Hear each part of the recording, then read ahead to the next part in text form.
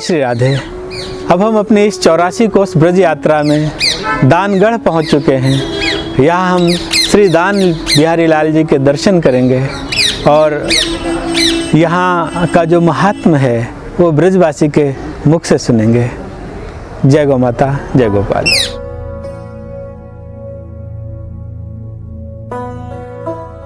श्री राधे राधे। आप लोग बैठे हैं गहवर वन की परिक्रमा और दानगढ़ पे। ये स्थल को नाम है दानगढ़ दान बिहारी मंदिर। बरसाना में 4 गढ़ हैं, दानगढ़, मानगढ़, बिलासगढ़ और भानगढ़। वो 4 गढ़ क्यों हैं? क्योंकि ब्रह्मा जी के 4 मुख होते हैं, इसीलिए बरसाने में 4 गढ़ हैं। ये ब्रह्मा जी के मुख हैं। ब्रह्मा जी की पूजा या तो पुष्कर में होती है कि हमारी राधा रानी के चरणन में, और कहूं ब्रह्मा जी की पूजा ना हुई तो हमारे ब्रह्मा जी ने क्या किया, सारे सृष्टि की रचना की, लेकिन उनको अहंकार था कि मैंने सारी सृष्टि को बनाया है तो मैं कुछ भी कर सकता हूं। ये बात नारायण को वो लगी कि तो अहंकार में आ गया, ब्रह्मा कुछ भी कर सकता है। इसलिए नारायण ने ब्रज को ब्रह्मा की सृष्टि से अलग बनाया। ये ब्रज 84 कोस की जो सीमा है वो ब्रह्मा की सृष्टि से अलग है। वो क्यों है? क्योंकि हमारे जितने भी ब्रिज के गांव में जाओगे तो वहां पे खारा पानी मिलेगा पीवे को, मीठा पानी कहूं ना मिलेगा। हमारे ब्रिज की पहचान है। और हमारे यहाँ ब्रिज में फल ना होए, काजू मेवा ना होए, हमारे यहाँ होए टेटी। टेटी को अचार आप लोग खाओ, वो हमारे यहाँ ब्रिज में होए। क्योंकि हमारा कृष्ण कहे कि ब्रिजवासी सटल्ली होत है पर कृष्ण सटल्ली ना है।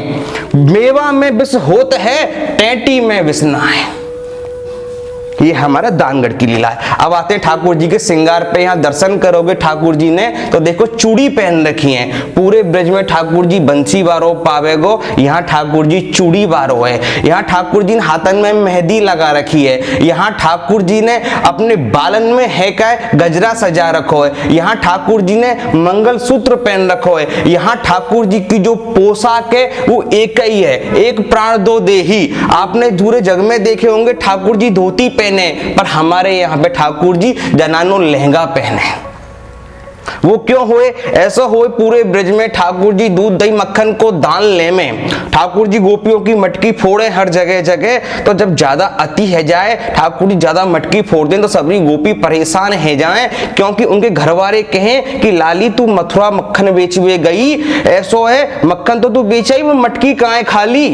तो यह बातें उनके परिवारजन उन्हें किल्लाते, तो यह बातें सबरी गोपी गुस्सा है गई और जाए के मान कर लियो कि हम मथुरा नहीं जाएंगे। बीच में वो कन्हैया मिले और हमारा मक्खन लूट ले, माखन खावे तो खावे, ऊपर ते हमारी मटकी भी फोड़ दे। तो यह बातें सबरी गोपी गुस्सा है गई और गुस्सा है के राधा रानी से शिकायत करी कि हे किशोरी जी, आपको कन्हैया ऐसे ऐसे करे, माखन खावे ठीक पर हमारी मटकी भी फोड़ दे। तो यह बातें राधा रानी में गुस्सा है गई और मथुरा जानो बंद कर दियो। अब इतकू बाल हट में सुदामा ने पकड़ ली बाल हट कि भैया मो तो मक्खन ही खानो है, जब तक भोजन ग्रहण नहीं करूंगो जब तक मो माखन खावे को नहीं मिलेगो। अब ठाकुर जी बड़ी विडंबना में पड़ गए। इतकू गोपी गुस्सा, इतकू भैया हमारो सुदामा गुस्सा, कैसे काम चले? तो या को कोई मार्ग निकारो जाए।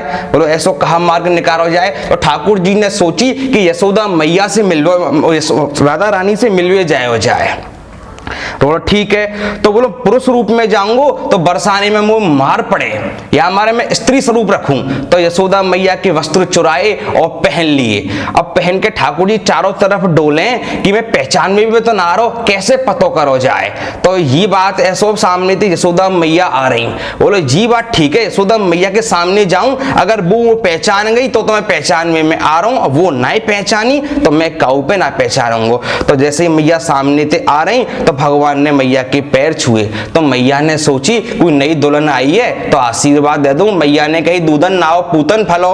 तो ठाकुर जी हंसी आ गई कि मैं नाई पहचानो गयो। इतकू मैया सक भयो कि भाऊ तू खड़ी हुई हो, हंसी क्यों?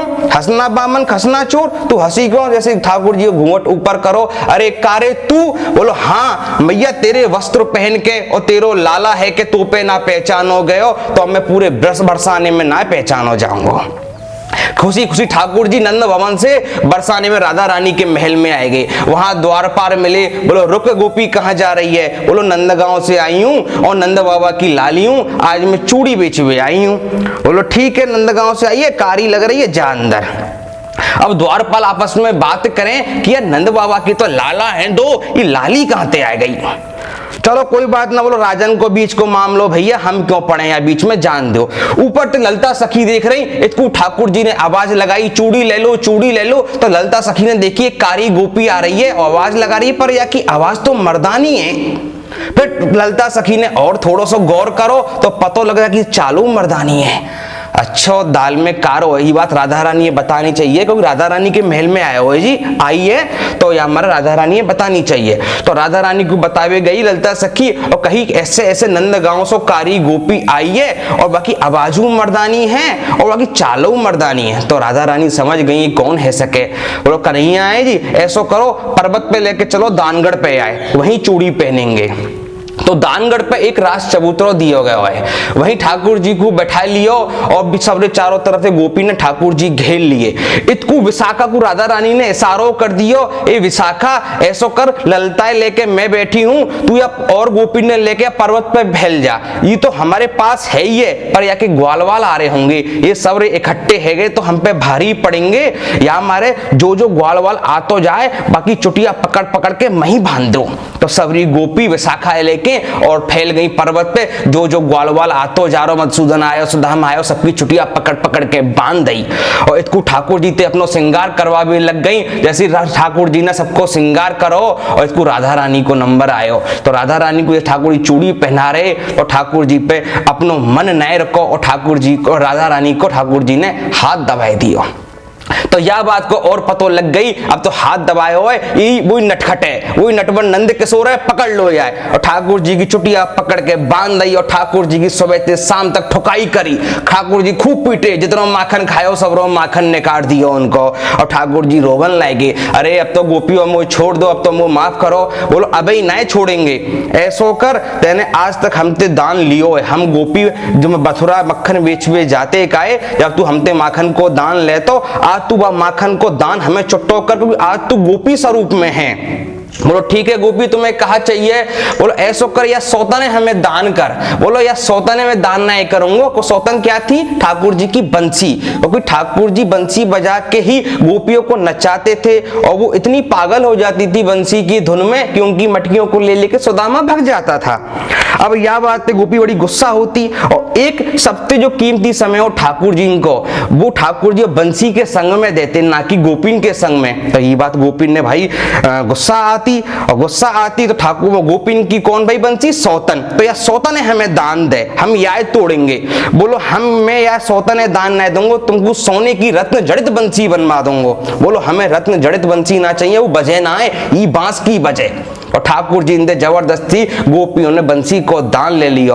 बोलो गोपियों अब तो मेरी चुटिया खोल दो। बोलो ना चुटिया तो हमारे पास ही रहेगी जब तक हमारो श्रम नहीं करेगो, तने माखन खायो है तो हमको श्रम करके जा। श्रम का मतलब होता है मेहनत, ठीक है मेहनत। बोलो क्या करवाओगी? बोलो ऐसो कर सवा पैर राधा रानी को और एक एक पैर हमको झूला झूला। तो दानगढ़ के सामने झूला दिया गया है, यही सवा पैर राधा रानी को और एक एक पैर सब गोपिन को यहाँ झूला झुलायो। और झूला झुलाने के बाद ठाकुर जी ने अपनी बंसी राधा रानी को दान करके और यहाँ से ठाकुर जी बस्ते प्रस्थान कर गए संदीपनी मुनि के यहाँ, और वहां से ठाकुर बन गो हमारो द्वारकाधीश। वह बांस की बंसी के खातिर ठाकुर हमारो ब्रज छोड़ के चलो गो। यही मारे हमने अपनी राधा रानी यहाँ बैठा रखी हैं, क्योंकि जी ऐसो छलिया है या कोई हड्डी डालनी जरूर पड़े, क्योंकि राधा रानी हमारे पास रहेंगी जब तक ये ब्रिज में आतो रहेगा।